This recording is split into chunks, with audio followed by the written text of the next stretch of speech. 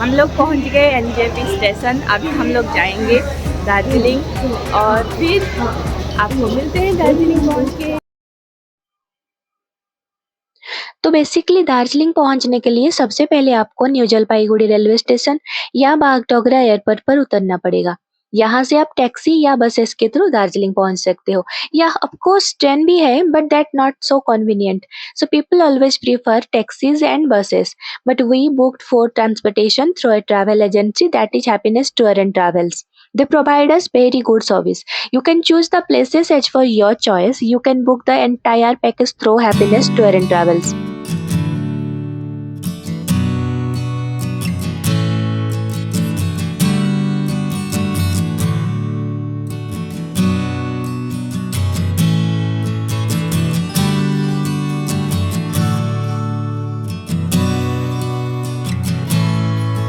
दार्जिलिंग का नाम सुनते ही मन में एक ताजगी का एहसास होता है। हरे भरे चाय की बागान, बर्फ से ढके पहाड़ और शांत वातावरण इसे एक खास जगह बनाते हैं। इसे देखकर ऐसा लगता है जैसे प्रकृति ने अपनी पूरी खूबसूरती इस स्थान पर बिखेरा है। क्या आप जानते हैं दार्जिलिंग की चाय को किंग ऑफ टी भी कहा जाता है?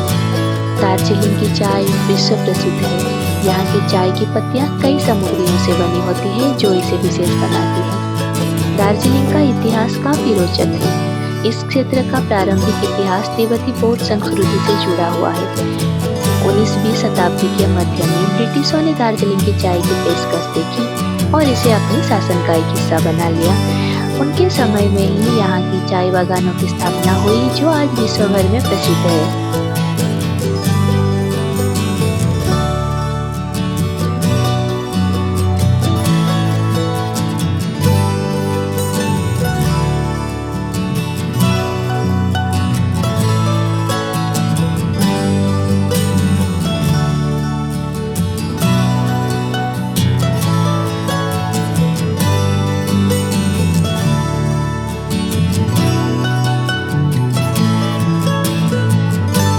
न्यू जलपाईगुड़ी से 3 घंटे का खूबसूरत सफर के बाद हम अपने डेस्टिनेशन यानी दार्जिलिंग में फाइनली पहुंच गए। क्योंकि सुबह का टाइम था तो ट्रैफिक कम था, इसलिए 3 घंटे में पहुंच गए और मस्कटेल फेयरमाउंट होटल में चेक इन कर लिया, जो कि मॉल मार्केट से ओनली 100 मीटर्स की दूरी पर है।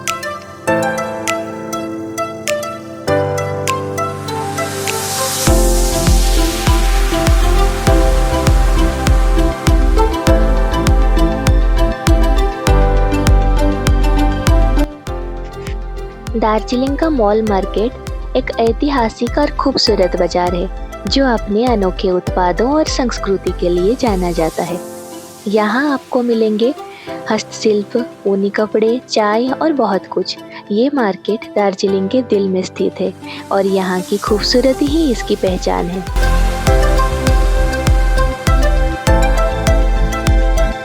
मॉल मार्केट जाएं तो इन चीज़ों को अवश्य खरीदें। दार्जिलिंग की चाय ये यहाँ की पहचान है। ऊनी स्कार्फ और स्वेटर सर्दियों में ये बेहद उपयोगी होगी। हस्तशिल्प की सामग्री यहाँ के लोकल आर्टिस्ट की बेजोड़ कारीगरी का आनंद लें। शॉपिंग करते समय बजट का ध्यान रखना बेहद जरूरी है। तय करें कि आप कितना खर्च करना चाहते हैं और उसे ध्यान में रख कर ही खरीदारी करें। यहाँ रेगुलर कीमत और डिस्काउंट दोनों पाए जाते हैं, इसीलिए हर चीज को अच्छे से देखना और समझना ना भूलें। भारतीय बाजारों में मोल भाव एक कला है। दार्जिलिंग का मॉल मार्केट भी इससे अछूता नहीं है, इसलिए जब भी आप कुछ खरीदें तो मोल भाव जरूर करें। देखो वहाँ पे है हाउस ऑफ कैंडी। क्या हम उधर जा सकते please please please yes.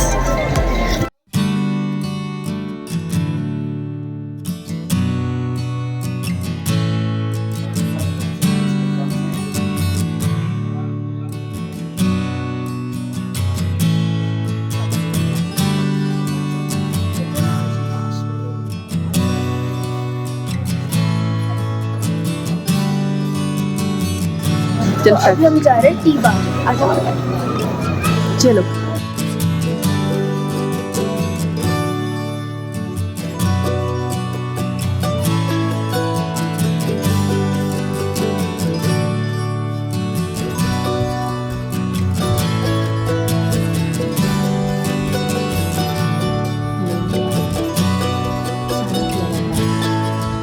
Fight भी क्या है?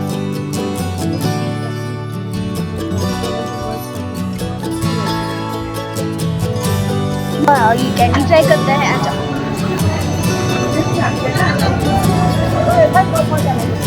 चलो। आधी रात को लोग उठकर टाइगर हिल में आते हैं सिर्फ सनराइज देखने के लिए। यहाँ की तापमान लगभग 3 डिग्री से 7 डिग्री के भीतर होगा। हम थोड़ा लेट आए 4:45 को पहुँचे। कई लोग 3 बजे से पहुँच चुके थे और बहुत सारे लोग ठंड की वजह से कोलैप्स हो रहे थे। ठंड ऐसा कि पैर सुन्न पड़ जाता था और हाथ ग्लव से निकालना मुश्किल था। फिर हमें मिली कमला आंटी, जिनकी चाय की वजह से हम सरवाइव कर पाए। सूर्योदय की पहली किरणें जब कंचनजंगा की बर्फीली चोटियों को छूती है तो वो दृश्य वास्तव में अनमोल होता है।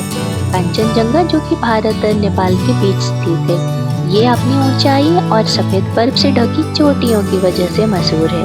जब सूरज की किरणें इन चोटियों पर पड़ती है तो वो दृश्य देखकर मन प्रसन्न हो जाता है और बाकी का कष्ट अनुभव ही नहीं होता।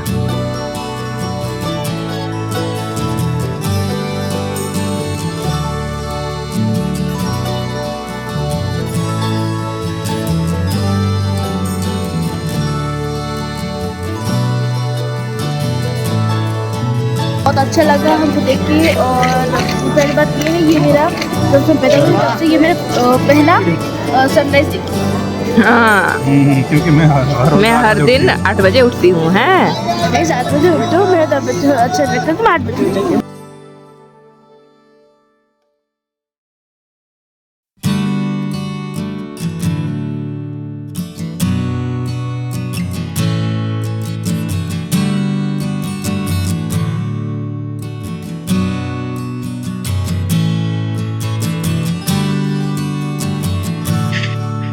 पीस पगोड़ा एक बौद्ध स्मारक है। यहाँ आप बौद्ध धर्म की गहरी संस्कृति को महसूस कर सकते हैं। यहाँ पर कई बौद्ध मूर्तियाँ और धार्मिक चित्र है जो आपको एक अलग जगत में ले जाएंगे। साथ ही यहाँ पर होने वाली पूजा अर्चना को भी आप देख सकते हैं। पीस पगोड़ा पहुँचते ही सबसे पहले जो अनुभव होता है वो है शांति और सुकून का। चारों तरफ हरियाली और शानदार दृश्य आपको एक अद्भुत वातावरण में ले जाते हैं। यहाँ की शांति आपको मानसिक और आत्मिक सुकून देती है। पीस पगोड़ा से खूबसूरत हिल्स और कंचनजंगा पर्वत का अद्भुत नज़ारा देखने को मिलते हैं।